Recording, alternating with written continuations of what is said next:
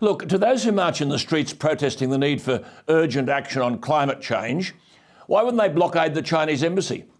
China's emissions dwarf those of Australia and annually increase by more than our total emissions.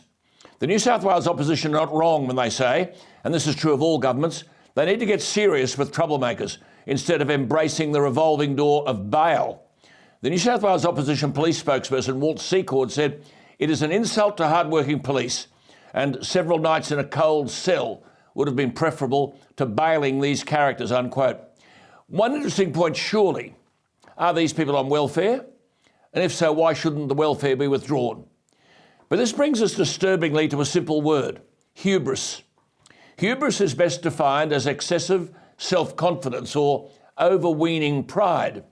Now, I think everyone's given Anthony Albanese a fair run, but it might be relevant to say, Albo, you've hit the hubris button.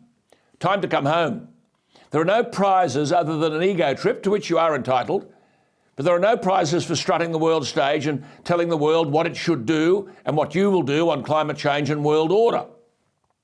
Now, the Prime Minister of little old Australia telling NATO leaders that his government is, quote, not afraid to stand up against threats to peace and freedom, whether in Europe or the Indo-Pacific, unquote.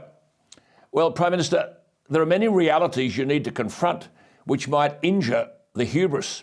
It's fine rubbing shoulders with international leaders, but do you tell them when you say it will be through Australia's actions that you'll see our resolve, unquote?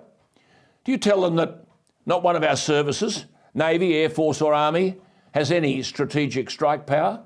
Do you tell them that every one of our major defence programs is in disarray or scheduled to deliver capability so far into the future that it's in the realm of science fiction?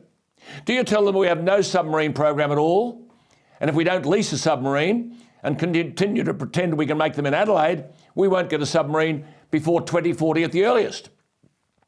Now, I'm sorry to say to you, Prime Minister, it's worse than that.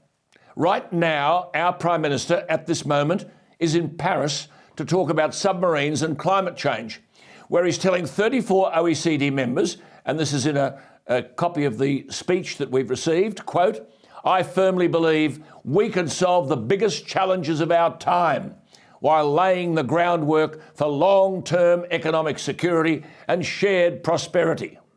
Is that hubris? This is not punching above your weight. This is talking above your weight. He will boast about Australia being, quote, a major energy resource and food exporter. Well, that's right. Export the energy resources so that other countries can have cheap power, but deny it to his own people.